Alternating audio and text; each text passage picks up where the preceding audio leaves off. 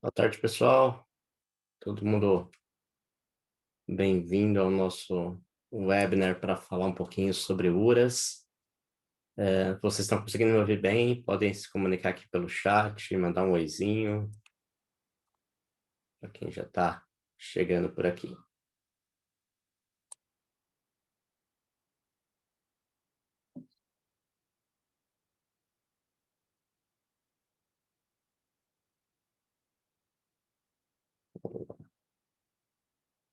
Só vou esperar mais uns minutinhos até chegar mais algumas pessoas e a gente já começa o nosso bate-papo aqui com vocês.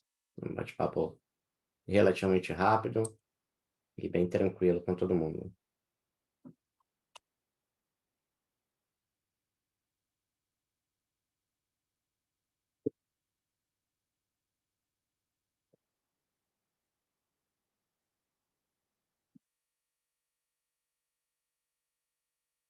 Bem,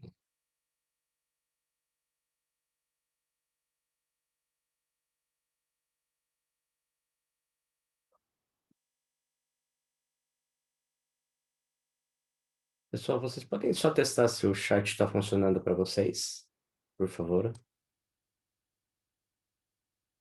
Já vai.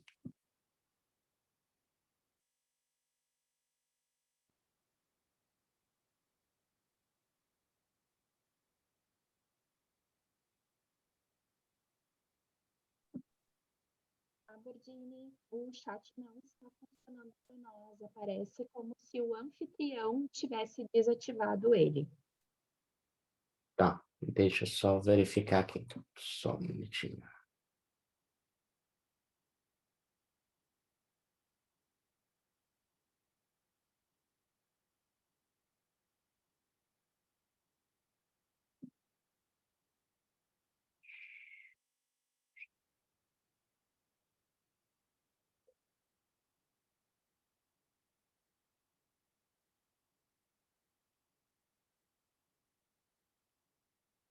Beleza.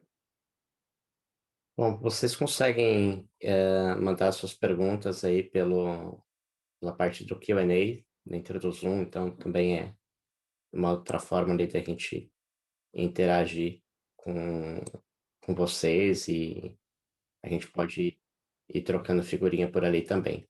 Tá? Acho que nós já temos um fórum bastante considerável aqui, até para preservar o horário de todo mundo. Eu vou dar início à nossa apresentação. Esse material vai ficar gravado também, então depois quem perdeu vai ter a oportunidade de assistir. E a ideia é mostrar um pouco para vocês um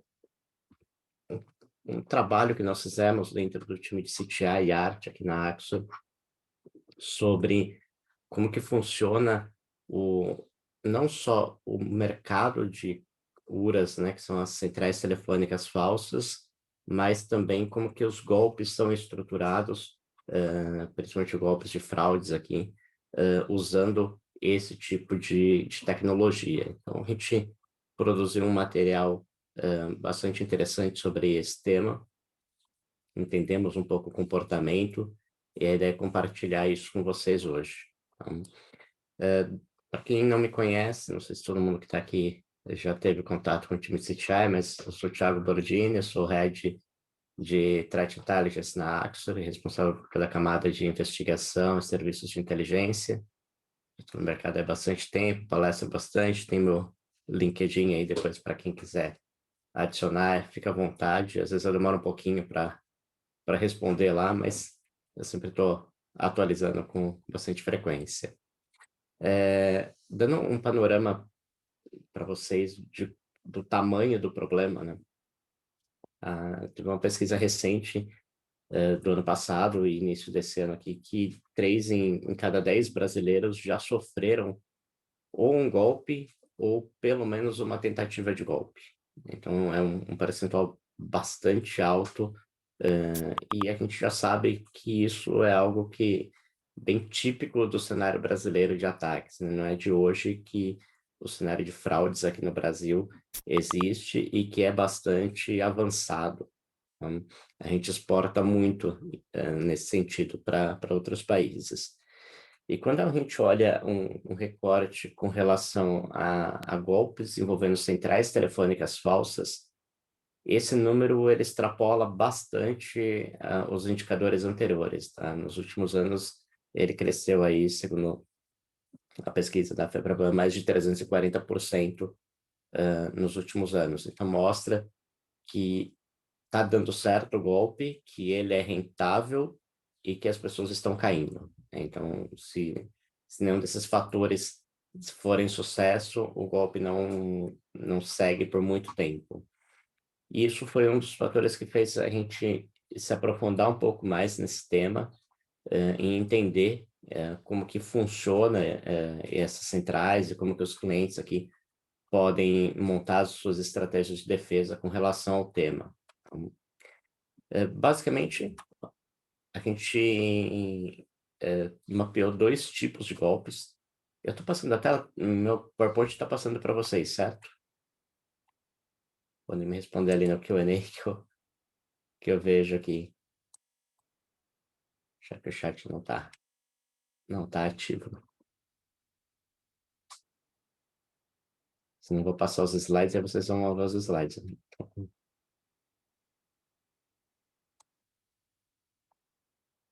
vocês estão conseguindo ver minha tela?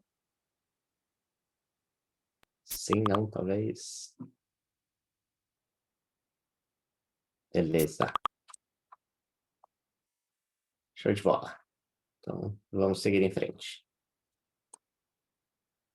A gente mapeou dois tipos possíveis e utilizados aí com relação aos golpes envolvendo a URA, tá? O termo URA, para quem não sabe, vem de unidade de resposta audível, né? Que são aqueles menus que a gente tem por telefone, onde você tem Disque 1 para falar com o atendente, Disque 2 para reclamação, 3 para ver saldo, enfim, você monta um menu de automação ali para direcionar para as áreas de contact center.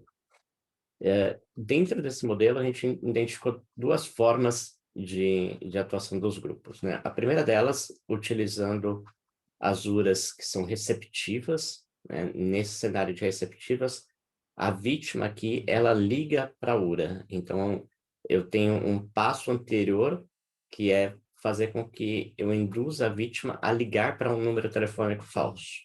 A gente vai ver como que isso acontece. E o segundo modelo, que é a URA ativa. Nesse modelo, o atacante ele liga para a vítima, tá? Então, ele pula uma fase ali do ataque de induzir a vítima a ligar para uma central, tá? A gente vai explorar os dois aqui para vocês entenderem um pouco como que é o storytelling do ataque utilizado pelos criminosos, tá? No cenário da URA receptiva, como eu falei, eu preciso passar o número da URA, né, o número telefônico, para que a vítima ligue para este número. E isso hoje ele é feito, na sua maioria, utilizando SMS. E aí eles exploram, por vezes, um mesmo texto de uma mensagem legítima da instituição, induzindo a pessoa a ligar para um número, né? Então, a gente tem aqui um exemplo de uma mensagem de uma compra aprovada num valor, desculpa, de 1.899 nas lojas XYZ, realizado em determinada data.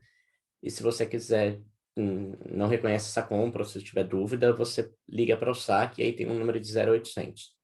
Esse número de 0800 já é o número da URA falsa, tá? Então, essa primeira mensagem que a gente recebe, ela já é o começo do golpe, tá? E aqui tem algumas características que já começam a chamar bastante atenção, tá? Quando esse golpe começou a ser praticado, esses SMS eles eram enviados com números telefônicos de telefones pré-pagos ou de telefones até com conta, né? Um SMS utilizando uma linha telefônica tradicional. E a gente está desculpa, acostumado a receber mensageria das nossas instituições, seja um banco, uma operadora de cartão, qualquer empresa do setor, através de empresas que fazem um envio de SMS utilizando o short code, né? O short code são aqueles números de telefônicos com 5 dígitos. Então, a pessoa recebeu um SMS falando, banco XPTO, seu cartão foi clonado, ou você tem uma compra no valor Y, entre em contato com a central, e vinha um número de telefone que te enviava essa mensagem, um número de um celular convencional. E as pessoas, obviamente, acabavam não caindo nesse golpe, porque falavam, olha, minha instituição não manda com esse número, minha instituição manda com aqueles números de 5 dígitos, né? Nem sabe que é um short code, mas são números de 5 dígitos. O uso do short code, ele precisa ser feito através de um gateway de SMS, né? De um broker de SMS, que a gente chama.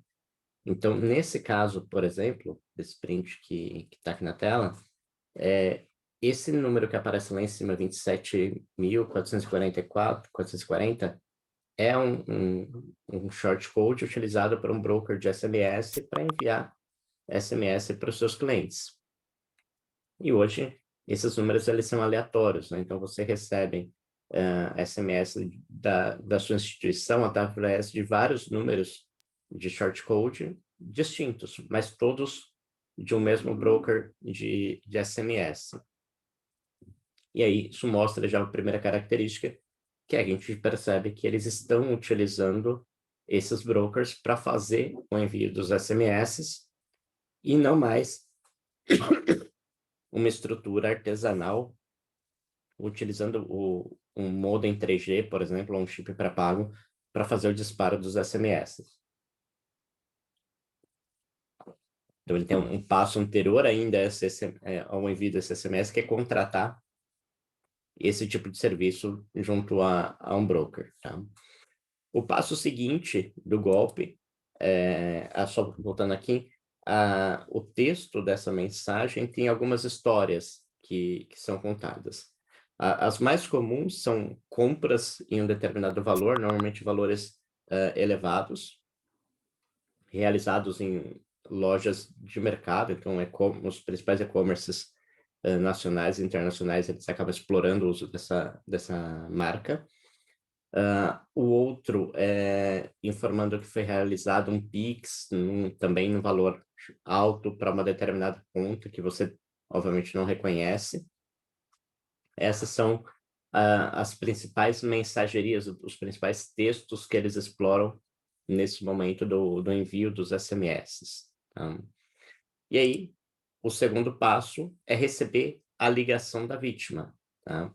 Então, a pessoa vai falar, eu não reconheço essa compra, eu vou ligar para aquele número 0800. E aí, ela vai ser direcionada para um operador, né? Apesar de ter o menu ali, disque 1 para falar com o atendente, disque 2 para reclamações, 3 para saque, enfim. Qualquer número que ela disque, ela acaba caindo para o mesmo operador, que é o nosso fraudador aqui, tá? Eu tenho um vídeo de um exemplo dessas URAs falsas, então vou colocar aqui. O áudio do vídeo está um pouco baixo, mas eu espero que dê para vocês ouvirem.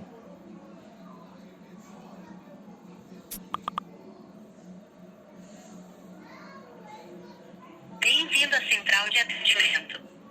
Para tratar de cartões, digite 1. Falar com um de nossos atendentes, digite 2.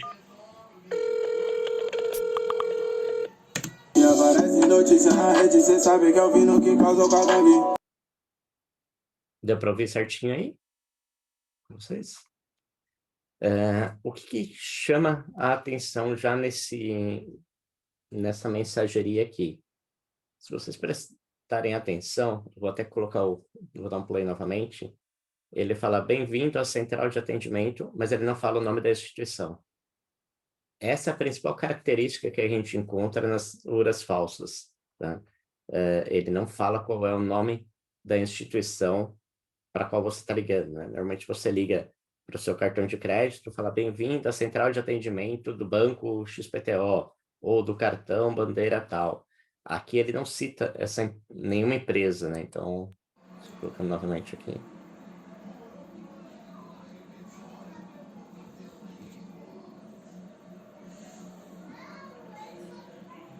Bem-vindo à central de atendimento. Para tratar de cartões, digite 1. Falar com um de nossos atendentes.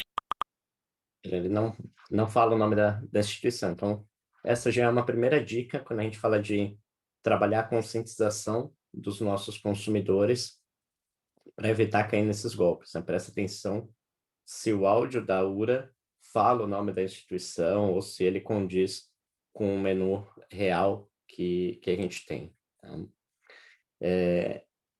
Desse ponto em diante, eu vou continuar junto, depois que eu falar da URA ativa. Tá? Então, primeiro, na URA receptiva, a pessoa recebe um SMS, ela liga para um número 0800, esse 0800 vai ser atendido por um ator, né, por um operador ali, que vai desenrolar a conversa. Tá? Essa conversa, por vezes, vai pedir para ele fazer, confirmar alguns dados, passar os dados do cartão para validar se o cartão não foi clonado, e aí isso pode até desencadear naquele golpe do motoboy, né? Eu vou mandar um motoboy retirar o cartão com você, para você receber um cartão novo, já que esse seu cartão foi clonado, enfim. Essa história ela pode desencadear para esse caminho. Mas a maior parte das vezes eles só coletam os dados do cartão ali, para depois fazer fraudes utilizando aqueles dados. Tá? No cenário da URA ativa, a gente vai ter o operador aqui, né, o atacante, ligando para a vítima. E aí, ele se passa por uma atendente da instituição financeira, da operadora de cartão, perguntando, ele tem todos os dados da vítima, então ele liga, falando, olha, eu sou o João, do banco XPTO, o senhor é o Thiago Bordini? Você vai falar, sim, sou eu. Só para confirmar os dados, você pode confirmar se o seu CPF é o número tal, tal, tal, tal, tal. Eles às vezes até fornecem os dados de CPF, data de nascimento, para confirmação de segurança aqui com a vítima. Né? E aí a história, a partir daqui, né, o storytelling, é que eles detectaram no monitoramento deles algumas transações suspeitas e eles querem confirmar essas transações. E eles falam de transações, transferências de Pix ou de compras com cartão de crédito, eles colocam esse dado aleatório e você, obviamente, não vai reconhecer essa compra porque ela não existe, não foi feita. Né? E aí, a partir daqui, a história desencadeia para um caminho um pouco mais tecnológico, né? Tem dois caminhos que eles acabam seguindo nesse momento. O primeiro deles é falar, olha, então vamos fazer o seguinte, só para confirmar que está tudo ok com o seu internet bank, né, com o seu aplicativo de transação, eu preciso que você faça uma transação Pix de teste para a chave XPTO, e esse valor vai ser revertido para você, só para a gente validar se está tudo ok realmente com a sua conta. E às vezes as pessoas acabam fazendo essa transferência e, obviamente, vão perder o dinheiro, não vão ter esse dinheiro ressarcido.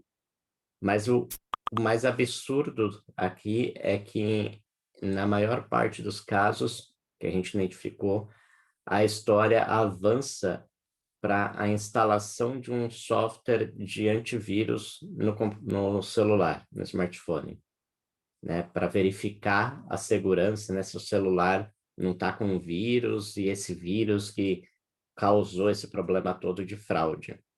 Na realidade, esse antivírus que eles vão pedir para instalar são softwares de acesso remoto, né? Softwares de mercado de acesso remoto, como TeamViewer, LogMeIn, Anydesk, Quick Support e outras ferramentas legítimas, tá? Não são ferramentas de ataque, efetivamente, são ferramentas que os times de tecnologia estão extremamente acostumados a utilizar no dia a dia para prestar suporte remoto.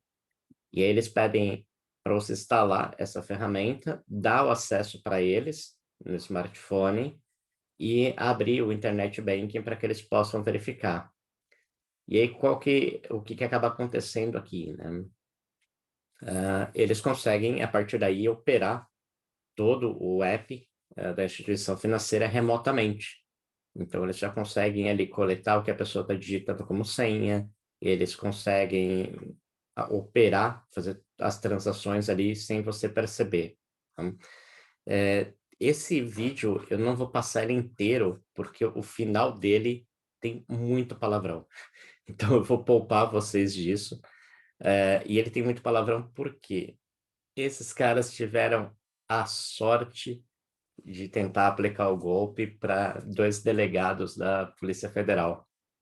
E aí, eles gravaram o que estava acontecendo ali, a história.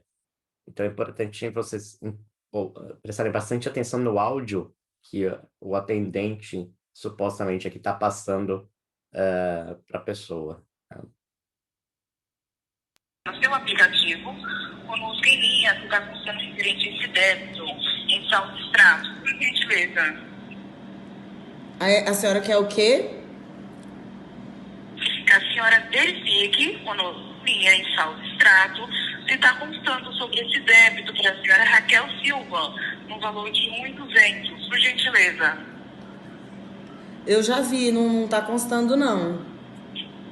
Tá, acesse o aplicativo novamente e verifique em lançamentos futuros. Por gentileza.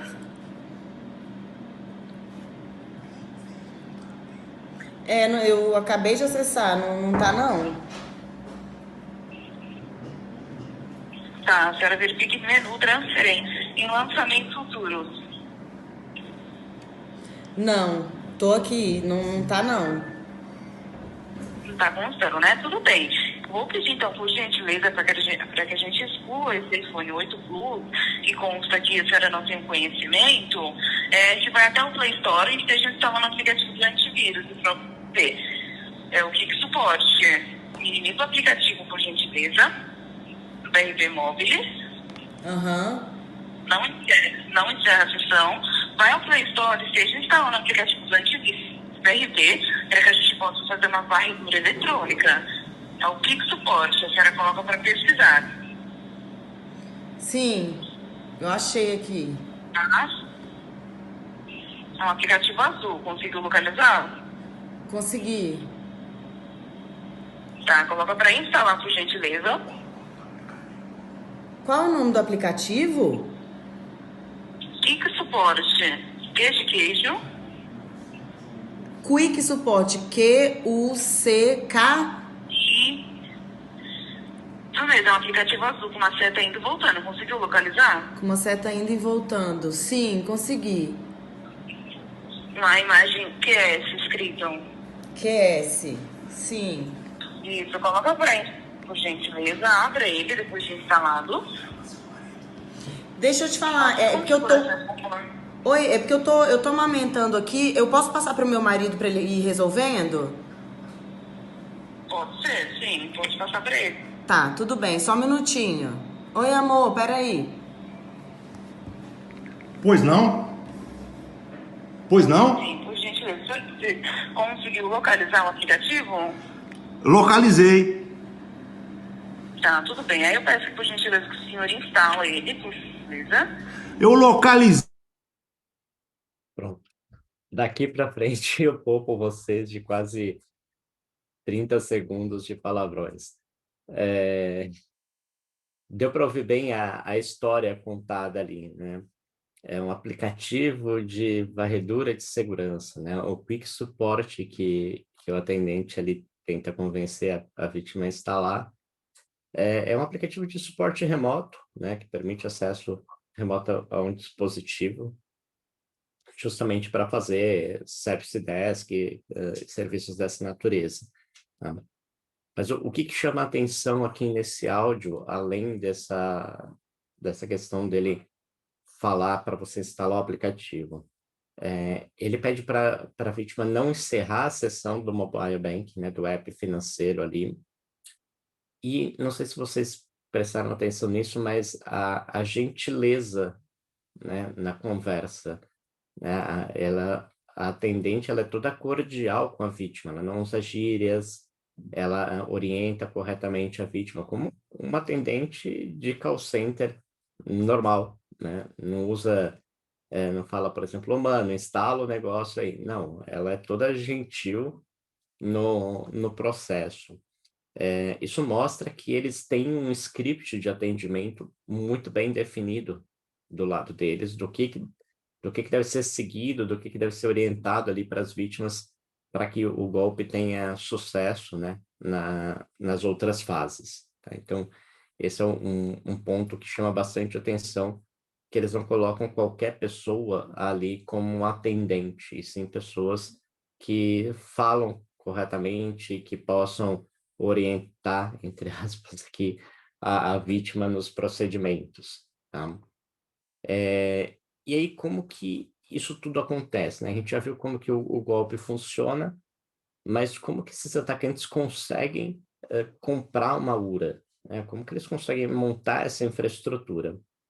Hoje, com o advento da cloud, você não precisa mais ter uma central telefônica fixa, né? Você contrata isso como um serviço em nuvem e pode operar de qualquer lugar do planeta, né?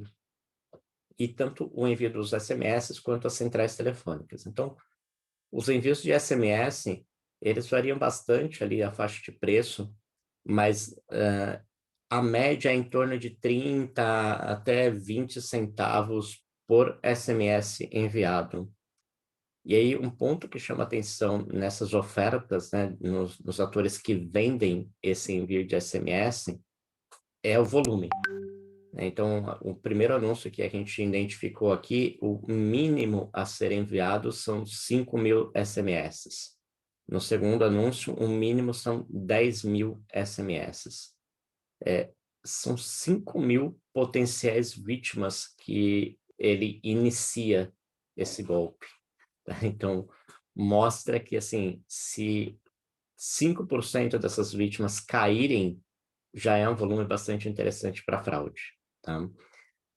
Nos dois casos, eles enviam usando short code, ou seja, eles vão contratar esse serviço de um broker de SMS e fazer o disparo da mensagem por lá. Esses caras, eles só fazem o disparo da mensagem. Então, você tem que mandar a mensagem para eles com o número de telefone que você quer que a vítima ligue, e você tem que mandar para eles também os números telefônicos para eles fazerem o disparo. Né? Eles não fornecem essa informação. Então, aqui já começa a ter todo um ecossistema da fraude. O cara que vende o envio dos SMS, o cara que vende a URA, o cara que monta esse script todo, já tem as peças todas muito bem desenhadas ali. E nesse primeiro print da esquerda, a gente até tem um exemplo da mensagem que ele envia, né? Então, ele coloca ali, central de atendimento, Pix aprovado numa determinada data, o valor, são sempre valores quebradinhos que eles usam e sempre valores altos, né? Mais de R$ 1.000, R$ 2.000. Tá? Caso não reconheça essa compra, ligue para um 0800, tal. Enfim. Do outro lado, na direita, a gente já tem um anúncio de venda da URA efetivamente. Né? Então, nesse caso, ele está vendendo uma URA receptiva, que é aquela que a vítima vai ligar para ele, já com um número de 0800. Então, para justamente ser mais fácil e induzir a vítima a ligar para um número próximo do que é o utilizado pela instituição financeira. O valor dela não é um valor barato, tá? Essas URAs, elas são relativamente caras. Esse exemplo aqui, ele está vendendo por quase R$ 2.000, 1.950, e ela tem direito a 5 ramais, né? Esses 5 ramais significa que você pode ter 5 vítimas simultaneamente na URA, tá? Então, você conseguiria atender aqui 5 pessoas simultaneamente nesse golpe. E ali ele também oferta o envio do SMS já com um link para a URA. E ele também monta a engenharia ali da chamativa, ou seja, montar a engenharia da chamativa é construir esse script que vai ser utilizado pelo suposto atendente do outro lado da linha. Então, aí a gente entra para a parte de investimento, ou seja, o menor valor que nós identificamos hoje da compra de uma URA, ela começa na casa dos R$ 400, e a mais cara foi essa de 1950 que nós identificamos. O que muda nessa variação de preço? Algumas características, tá? A primeira delas, o que eles chamam de créditos, tá? Os créditos é o quanto de dinheiro você tem na URA para receber as ligações e para fazer as ligações. Então, você, assim como o celular pré-pago, você tem que colocar crédito ali, tanto para fazer quanto para receber ligações. Então, tem alguns vendedores que eles falam, olha, acho que até esse exemplo anterior, esse aqui ele já te fala, esse de 1950, ele dá R$300 aqui de crédito, de bonificação. Então, você tem R$300 ali para serem gastos para receber as ligações na central de atendimento.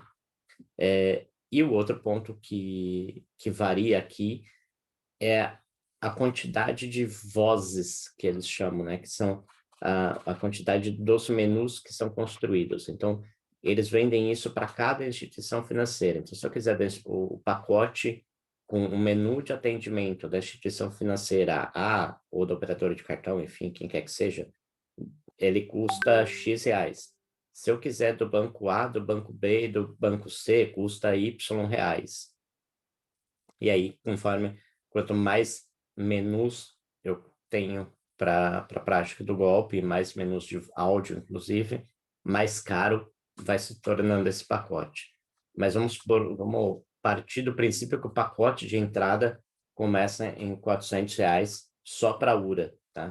Mais os envios de SMS também, que é um valor relativamente significativo. Porém, não é um valor que vai sair do bolso do fraudador, né? Esse valor ele vai tirar de outros golpes que ele já praticou ou que ele vem praticando. Tem alguns fraudadores que optam por ir por um caminho mais artesanal e construir a sua própria infraestrutura? Tem, tá? Esse é um exemplo de uma central telefônica que foi desmontada aí no Rio Grande do Sul, se não me engano. E aí, na primeira imagem que nós temos aqui do lado esquerdo, onde a gente tem vários modems de 3G, esse equipamento é um equipamento que a gente chama de chipeira, né? Então, ele permite ali até 32 modems SMS, modems 3G para fazer o envio de SMS, ou ligações também. Esse equipamento não é um equipamento barato, tá? Ele começa aí na casa dos R$10 mil, então é um investimento relativamente bem alto, mais o custo com os modems, mais os custos com os chips pré-pagos aqui para fazer o envio. Qual é a desvantagem desse tipo de implantação? Primeira delas, que o custo de manutenção é muito alto. Eu preciso colocar crédito, eu preciso colocar comprar os chips pré-pagos para ativar aqui. E também eu vou começar a enviar os SMS com um número de telefone tradicional, eu não estou usando short code aqui. E aí isso faz com que as vítimas acabem não caindo tanto no golpe, porque já vê que aquilo é um SMS enviado de um número tradicional e não de um número de broker de SMS. Tá? Então, é bem importante essa característica aqui. Mas funciona e tem pessoas que caem. Vocês aqui tem uma estrutura relativamente bem artesanal aqui, com as antenas de celular todas penduradas no teto da casa, enfim. Mas tem uma operação rodando nesse local. Né? E do lado do atacante, como que é o software que eles utilizam, né? Que ferramenta que eles utilizam do lado deles? Como eu falei, eles vão utilizar serviços legítimos para a prática desse tipo de golpe. Então, os brokers de SMS são brokers legítimos, utilizados pelas empresas tradicionalmente.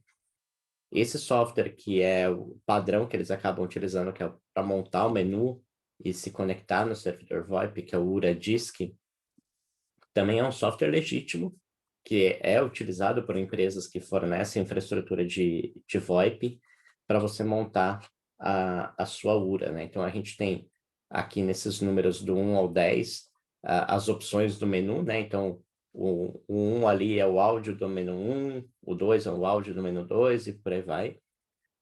Aqui na parte superior eu tenho os dados do servidor que eu estou usando de VoIP para autenticar.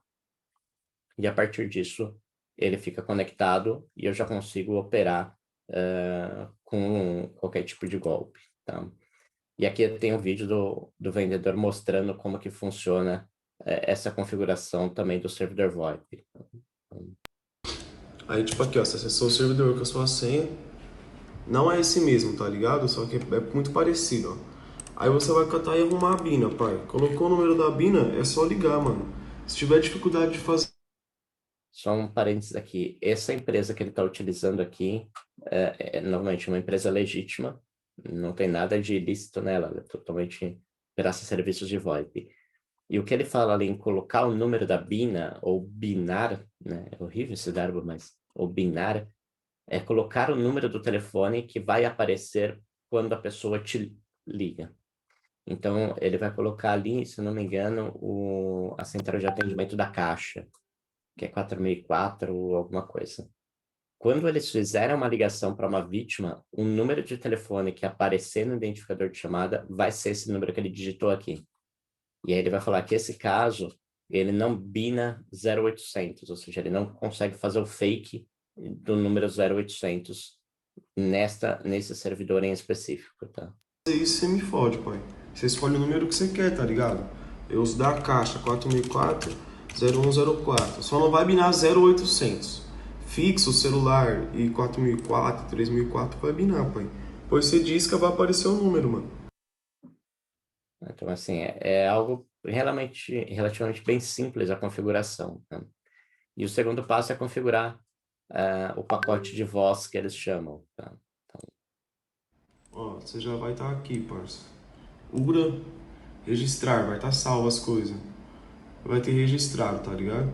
Aqui você vai colocar o número, discar, sempre discar. Aqui é as músicas, já vai estar na pasta das músicas, ó. Aí caixa, para trás você escolhe a música que você quer. Eu quero do Banco do Brasil, essa de CPF, você coloca aqui. O bico escutar, você clica nessa opção, tá ligado?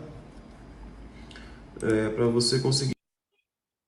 e ele vai te dando todo o treinamento. Então, não sei se quem conseguiu ver ali, porque ele passa muito rápido, mas você vê que o menu de instituições financeiras que ele tem é praticamente todas do mercado. Então, é difícil até a gente falar se nós temos esse menu vazado ou não, porque esse ator em específico ele tem praticamente de todas as instituições financeiras aqui no Brasil, tá? E o que a gente mapeou de ponto relevante disso tudo, tá? O primeiro deles, como eu comentei, é que eles se utilizam de serviços de VoIP e de envio de SMS legítimos. Esse é um ponto extremamente crítico, porque dificulta absurdamente o trabalho de detecção e de bloqueio desses números, né, quando a gente acaba identificando esse tipo de golpe. Um ponto que também chama bastante atenção é que o investimento aqui para ele começar o golpe não é algo barato, é algo relativamente caro, tá? Mesmo considerando que esse dinheiro não vai ser dele, ele vai tirar esse dinheiro de outros golpes que ele está praticando. Mas quando a gente compara, por exemplo, comprar um lote de cartões de crédito, comprar uma tela falsa para fazer um phishing, a gente está falando de compras ali no valor de 20, 30, 50 reais. Quando eu vou para uma URA, já parto de 400 a 2.000 reais, então eu tenho um investimento um pouco maior. O outro ponto é que eu preciso ter um planejamento como atacante aqui muito bem definido, ou seja, eu preciso ter esse script de atendimento muito bem desenhado, todo certinho, para justamente passar essa confiança na hora que eu ligo para uma vítima ou que uma vítima liga para mim, para que eu possa fazer a continuidade do golpe, né? Então, precisa ter bastante sangue frio aqui de você falar com a vítima nesse processo. Detectar a origem da ligação e do SMS, ela é extremamente complexa, porque tanto a ligação quanto o SMS, essa infraestrutura de telecomunicações que é utilizada, ela é facilmente, vamos dizer assim, ela é facilmente burlável, né? Eu consigo fazer o spoofing do número de telefone, seja para fazer uma ligação, seja para enviar um SMS, de uma maneira extremamente simples. E as operadoras acabam não fazendo essa validação, se aquele número que está ligando é um número realmente que aparece no identificador de chamada, né, de uma pessoa. Então, isso acaba dificultando bastante o processo. Tá? E como que a gente, do ponto de vista de defesa, pode minimizar um pouco todo esse problema? O primeiro deles, assim, a gente precisa monitorar o tempo inteiro esse tipo de comportamento e entender aqui os TTPs, né, as táticas, técnicas e procedimento que esses grupos estão utilizando. Então, qual é o padrão de mensagem que eles estão utilizando? Como que é o áudio dos menus de URA? Qual é o storytelling que é contado para a vítima? Que softwares que eles pedem para instalar na vítima? Que operações eles pedem para as vítimas? Então, esse mapeamento todo ajuda a gente na verdade, modelar uma estrutura de defesa muito mais assertiva e passar até orientações para os nossos consumidores de alguns cuidados que eles precisam ter, tá? TTP, táticas, técnicas e procedimentos, Júlio. É um termo, aqui no Brasil é bem conhecido como modus operandi. Tá? Nos apps, o que a gente tem de verificação que eu posso colocar? Alguns aplicativos bancários, principalmente, eles já verificam, por exemplo, se o smartphone instalado está com jailbreak, né, que a gente chama que ele está sem a proteção ali do próprio sistema operacional, e se estiver, ele nem é executado. Uma das dicas que a gente tem orientado para os clientes é colocar no seu aplicativo da instituição financeira para que ele verifique se tem software de acesso remoto instalado no dispositivo, né, no smartphone. Se tiver, eu posso ter algumas ações ali. Eu tenho um cenário onde eu tenho o software instalado, e até aí não é problema, porque a pessoa pode ser um analista de Service Desk que usa esse software no dia a dia dele de trabalho, e tudo bem, ele não está fazendo uma atividade ilícita. Mas esse software em execução, no mesmo momento que o aplicativo da instituição financeira está trabalhando, é algo que representa um risco bastante significativo. Tá? Então, o fato de ter o aplicativo de acesso remoto instalado no smartphone chama um pouco de atenção, mas não é tão problemático quanto ter esse aplicativo de acesso remoto em execução no mesmo momento que o aplicativo da instituição financeira aqui está carregado. Tá? Campanha de conscientização com os consumidores, né? Isso é extremamente importante para falar para os clientes, olha, se você receber um SMS que tem um Pix agendado, que foi feita uma transferência, que tem uma compra não reconhecida, não ligue para os números que estão ali no SMS. Né? O pessoal de marketing, de experiência de usuário, pula no teto nessas horas, né? Mas peçam para que os clientes liguem para a central de telefone que está escrita atrás do cartão dele ou pelo próprio aplicativo, né? E não através de um SMS que ele recebeu. Tá? Então, esse é um ponto bastante importante. Algo que precisa ser feito com mais força aqui, aí vocês como clientes de empresas de VoIP e de brokers de SMS, estreitar esse relacionamento com essas empresas para que quando ocorra uma central falsa dessa, a gente consiga notificar a empresa para que ela faça o takedown dessa conta e derrube essa operação, tá? Tanto a conta que faz o envio dos SMS, quanto a conta que está utilizando o VoIP de forma ilícita, tá? E também precisa ser feito um mapeamento dos brokers de SMS, né, dos gateways de shortcode, porque tem empresas que fazem envio de shortcode que nem ela sabe através de quais números ela envia as mensagens. Então, vou supor, aquele número 27.440, qual é a empresa que enviou ele? Esse número é do broker A, é do broker B, é do broker C. Não existe esse tipo de mapeamento hoje, então fica difícil até a gente notificar esse tipo de atitude para os brokers de SMS, para que eles bloqueiem essas mensagerias ali, para que não ocorra de forma indevida. Então, uma tarefa bastante árdua aí, que a gente vem tentando estreitar um pouco esse relacionamento, principalmente com o item 5 e 6 ali, a gente tem trabalhado bastante para tentar não só mapear os shortcodes para quais operadoras, quais brokers, mas também estreitar esse relacionamento para que a gente consiga até partir para um takedown, se for o caso. Tá? Basicamente era isso que eu tinha para passar para vocês. A gente passou um pouquinho do horário aqui. Se alguém tiver alguma pergunta, eu estou aberto aqui a perguntas e respostas. Espero que tenham curtido o nosso bate-papo. Pode mandar aqui no Q&A, no chat. O chat agora está funcionando. Estamos tudo ativado. Sem perguntas?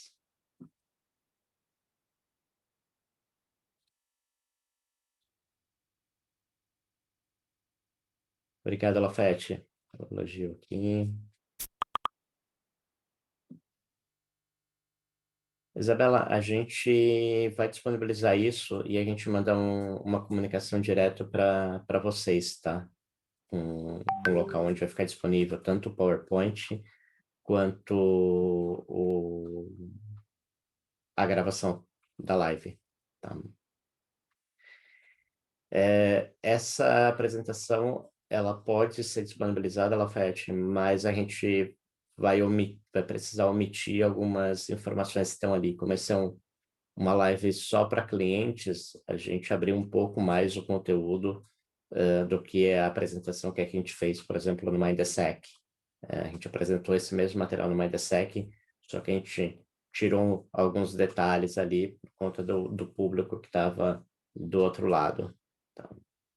Mas aí você pode falar direto com o acesso de vocês, que ela disponibiliza o material para vocês. Larissa, sua pergunta é uma pergunta extremamente difícil, como se proteger, né, sobre essa ação de fraude. Não tem muita coisa, infelizmente, que a gente consiga fazer, principalmente pelo fato deles utilizarem infraestruturas legítimas para fazer os golpes, né? Então, é difícil falar, olha, não recebam mais ligações do broker XPTO, porque esse broker ele envia mensagens para diversas empresas de forma legítima, né?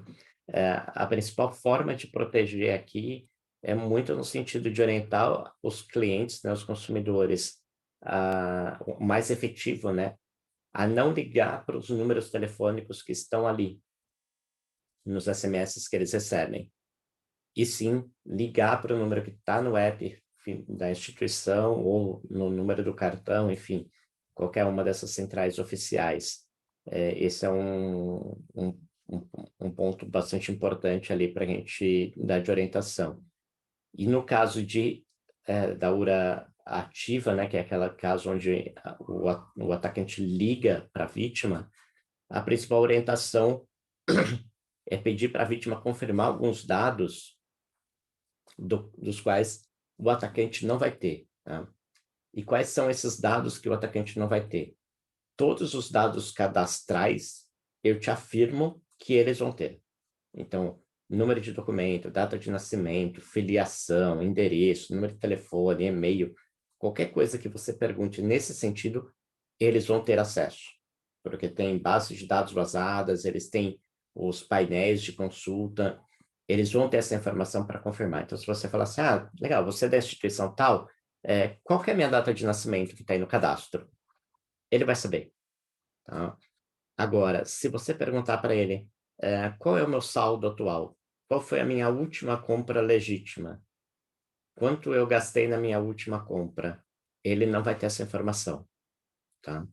Então, esse é um double check que os consumidores podem fazer para validar se quem está ligando para ele é uma instituição legítima ou não é ele está sendo induzido ali a cair num golpe.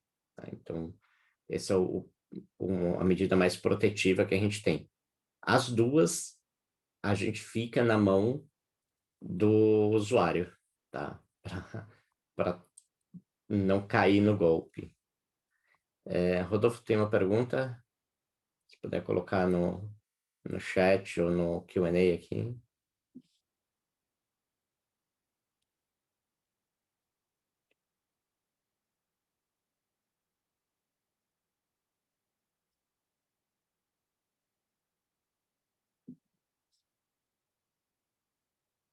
Rodolfo?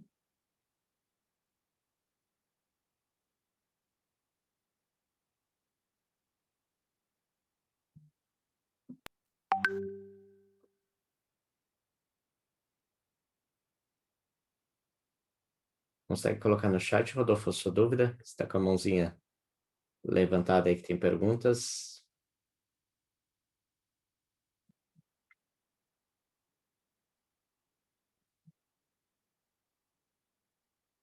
Não? Alô, alô. Mais alguma pergunta, pessoal? Alô? Oi, tá me ouvindo? Alô? Agora sim. Oi, boa tarde, tudo bom, Thiago? Rodolfo aqui Tudo da bem? Card. Na verdade, eu fiz uma pergunta aqui no chat, mas respondeu com a mesma dúvida da colega, se tinha alguma sugestão para a gente mitigar esse tipo de operação ou alguma solução. Mas você respondeu com a pergunta anterior aí da colega. Ah, beleza. Eu não tinha visto aqui no chat. Desculpa. Maravilha. Mais alguma pergunta, pessoal? Maravilha. Como não temos mais perguntas, depois se lembrar de alguma coisa, pode mandar para o CS de vocês ou me acionar diretamente, não tem nenhum problema, a gente responde aí assíncrono com todo mundo. Espero que tenham curtido. Já anotei a dica aqui para o próximo webinar para a gente falar de sites como Linker, LinkBR, aí, utilizado por algumas fraudes. E uma boa tarde, um bom final de semana a todos. Espero que tenham curtido e vamos ir para cima para ter a internet um lugar mais seguro. Um abraço, pessoal. Até mais.